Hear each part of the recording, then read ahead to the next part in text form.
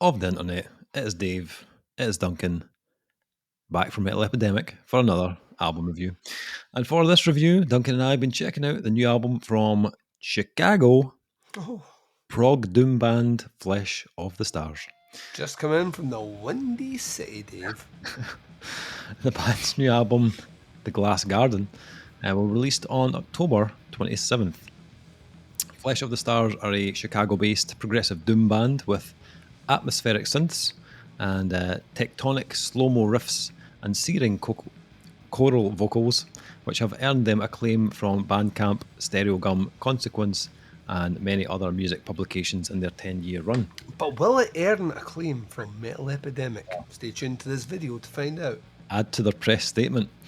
Songwriters Matt Kiani and Mike Fox build massive structures of melodic guitar and piano catharsis, grounded and amplified by percussionists Nico Kiani and Sam Corman Penzel, and bassist vocalist Travis Marmon.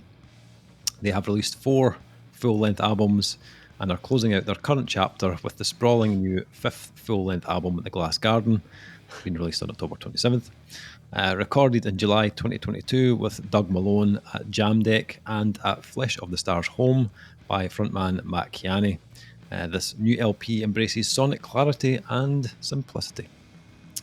So, Duncan, we've had quite a full-on 6 weeks, pretty much reviewing non-stop, doing like 4 or 5 albums a week. Everything, Dave. Doing everything. Everything. And then we had like a little well-earned break just to recharge the batteries. And We tonight, listened to things off the clock. yes. And tonight we returned to record our new monthly podcast. And that was supposed to be it. We were going to do that. Just monthly show, get that done. Just gently easing ourselves back into it. The longest podcast we've recorded Yeah. thus far. Yes, I see where we're going with this, Dave. And then However- when we finished that recording, like we did 2 minutes ago, Yeah. we literally stopped to then come back and do album reviews. Yeah. Seemed like a great idea at the time. However, I had an email from a band called Flesh of the Stars. And So not on your radar before. no, not at all. That makes me feel a lot better. Right. With the amount of albums that come in for review, and I'm talking throughout like September there, it was like 60 to 70 a week that were coming in for review. And that's like no exaggeration. And from the amount that come in from like labels and PRs, when a band kind of reaches out to you and asks for an album review, I'm not going to lie, majority of them do kind of get left behind, just because of the amount of stuff that comes in. It's only so many hours in the day and you're only human. Exactly. However, I mean, I tend to, like, when something comes in, I'll tend to have like a quick listen to it just to see, like, is it something that we should check out? Is it something that me and you might like? So I thought, right, this came in from a band. The press release was kind of interesting. I was like, okay, well, have a listen to their like YouTube single. I was like, oh, wait a minute, there's not a YouTube single. Bandcamp, oh no, there's nothing on Bandcamp. They're not getting. Okay, this is proving more difficult than expected. So what we've got? We've got a Google Drive. So I was like, right, okay, this take me slightly longer to check this out, but like let's check it out. So I clicked into the old Google Drive folder and streamed the first track, and something just happened. Something just kind of instantly kind of clicked with me when I started playing it, and I was like, "Oh right, okay." And then I said to you, I was like, "Dude, like I know I hadn't planned to do much like tonight apart from the I know we're podcast, taking time off, but I've heard this track by this band, my testicles went up inside me when you said but. I was like, oh, come on, Dave. and I feel like we need to listen to more of this. I know it's our first week back, but I don't want to let this kind of fly under the radar. I think we should check this out. I think it might be something that we need to let other people know about. And then I read the press release and I was like, album number 5? Like, what is going on here? Where is this band? Where have they been? What has gone on? Chicago, Dave. Chicago for one. Yeah. And I was like, right, okay, let's do this. Let's check out this Flesh of the Stars and see what I make of it. And there's just so many things to like about this album. It's well funny. placed. Like, let me put it this way: you sent this through prior to both of us having time away. Yeah. So we're both in different countries. Yeah. With time for reflection. Yeah. And this is an album that actually really benefits from having time to reflect. Yeah. Yeah, I'd agree. That is deep. Deep. Yes. It's a deep bitch. It's weird. It kind of feels like all of my favourite bands from the last few years all kind of rolled into one.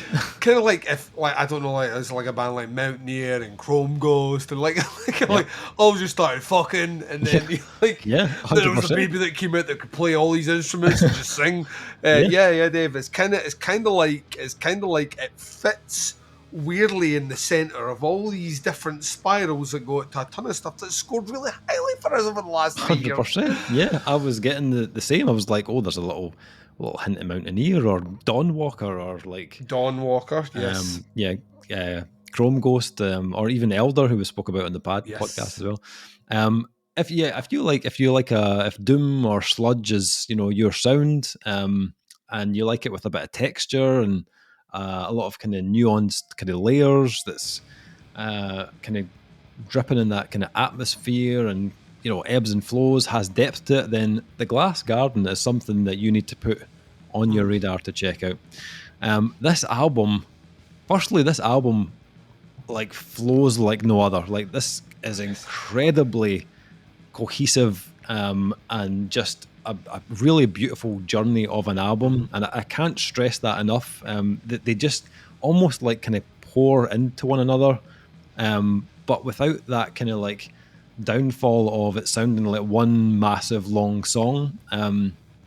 Each track feels still separate and it's like distinction, but are also linked through these like kind of different motifs and different sounds. I think like the opening track, which was the first track I listened to, Terraforms, is just like unbelievable, like a sublime kind of start to this album. It is like a chef's kiss kind of opener, and as I said, it's the track that hooked me in initially. It opens with like a mid-paced kind of blast beat, which I was like, right, okay, where are we going with this?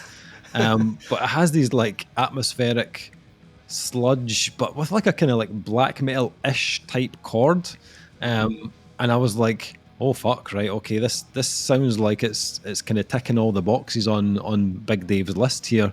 But that was just like the tip of the iceberg. Like when those vocals kicked in, and then the track kind of settles into that kind of just rolling kind of groove, like I was reaching for the tissues, like, and like not for my eyes, Duncan. I mean, know what I'm saying?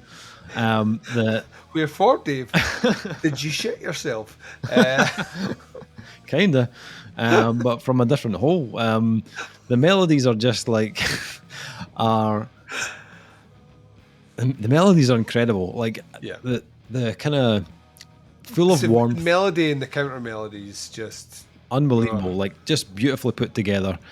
Weirdly, it kind of reminds me of Mike Lessard from The Contortionist, and they sound like different bands, but his phrasing and timing and the melody the choice of melody is very a alike. little bit of Baroness in there as well, I think. Yeah, for sure. In the best possible way. It sounds phenomenal, and that track just kind of delivered everything I was hoping for in an album opener. And the way it closes with those like synths giving you that like climax, I was like, just like, what is happening next? Where are we going here on this album? And then it takes you into Overworld, which is one of my favourite things I've heard this year, honestly. Honestly, see when the final chorus kicks in on that one. So after the heavy section, right?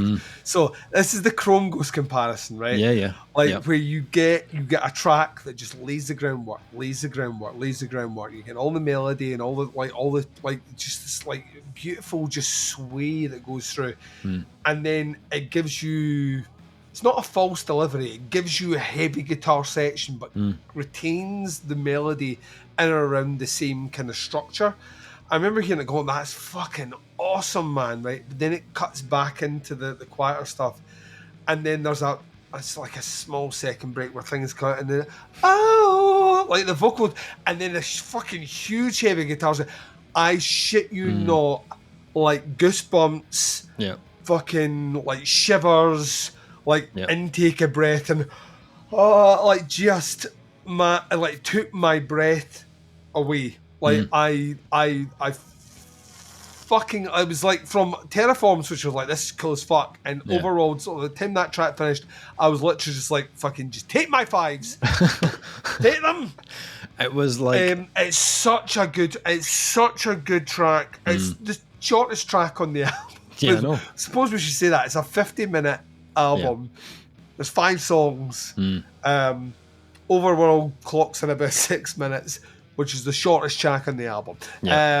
But it's fucking sublime, man. It just builds into itself. I thought the use of that kind of pedal steel guitar just adds this really haunting, like a really haunting layer to the whole thing. It's so good. Just the shifts in intensity on that track are just so well handled and just kind of keep you hooked in the whole time. The third track was Into the Maze, which it took me a couple of listens, not because I didn't like it, but because it's like long form. It's like huge length, over 12 minutes. 12.5 minutes long, so I needed like a couple of additional listens just to kind of get that into my head. But it reminded me a lot of Dawnwalker and a bit of Elder as well, and it's kind of the pacing and the transitions. But after a couple of listens, I was just like hooked into it as well. Absolutely loved it. The melodies are absolutely phenomenal from guitar work as well. That like there's a lot of like there's a lot of that bits, stuff. Like hooks on the end of riffs that are just really kind of playful, fun, quirky, kind of have a kind of folksy feel about it, kind of folksy bluesy feel. But it's another track that kind of sets a lot of groundwork that initially feels like just maybe a needlessly long intro that actually pays off later on in the song composition.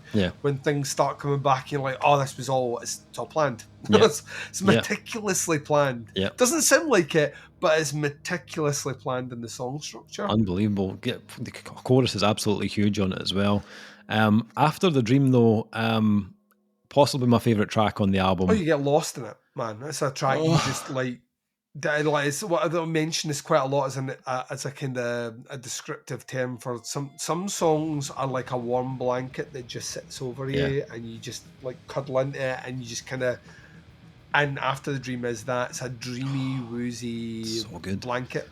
Again, another like 12-minute track, but didn't feel over long at all. They know exactly how to keep you engaged without you like checking out at any time. There was no point I was like, right, when's this going to hurry up? There was none of that. Like the vocal melodies on this track, again, incredible. There was something kind of like Sound of Silence about it, and the kind of like very kind of somber track to kind of begin with, and the way they bleed in again that kind of steel pedal guitar sound.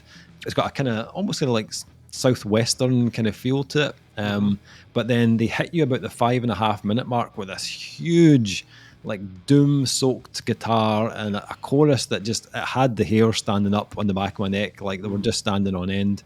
And I felt like I was back in like that time I listened to Bloodletting by Mountaineer. The first time I heard that, I was back there. I was like, oh, this is just this all over again. Like I'm just absolutely in kind of awe of it.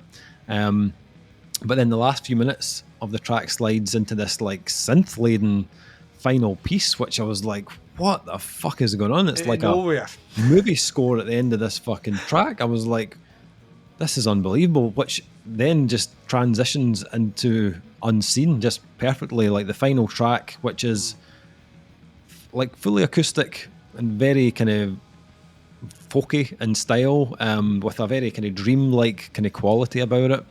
And then as it hit the kind of 5 minute mark, I thought, is this going to be, because it's like 14 minutes long, I was like, is this going to be a 14-minute acoustic track? I was like, I'm not sure, this might just derail the whole album here. What is actually going on? And then Here we go. It just fucking erupts. Just a rumble of sludge and doom, but still keeps in that kind of like dreamy kind of sensation about it. And you just can't help but completely sink into it. It's fantastic rhythmically. The bass work is ridiculous from Travis, very progressive. The guitars are filling in with little bits of, little runs and bits of lead work. The drums as well, switching between grooves and intricate fills. And it's all those little elements that just keep this so interesting to listen to. When that track finished, I was just like unbelievably satisfied. Like even the false ending, which when I thought it was over, I was like, oh, that was good. And it was like, no, we're not. Here we go again. And it was just like, oh, fucking hell. Incredible ending.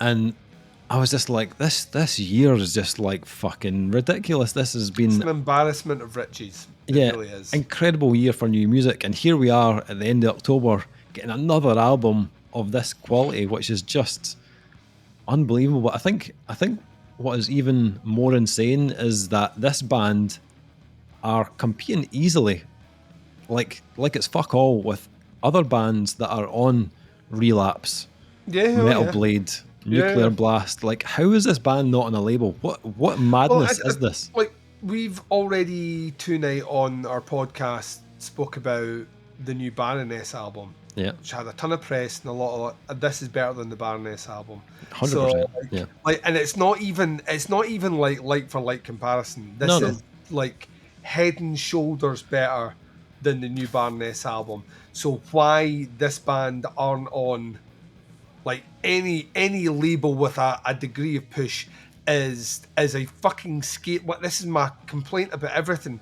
Like, Oxygen got sucked at the room for a month because Metallica released an album, a fucking beige, boring album, and here are bands out there crafting sounds and emotion and these dreamy scapes in ways which, like, those big will never be able to do.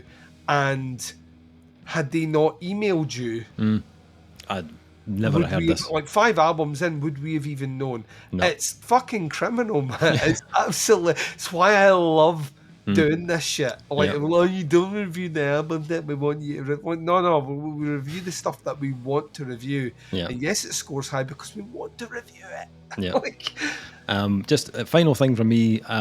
Production is fucking awesome. Like, incredible production, not overproduced in the slightest. It's got a real kind of earthiness to it that just complements the band's sound perfectly.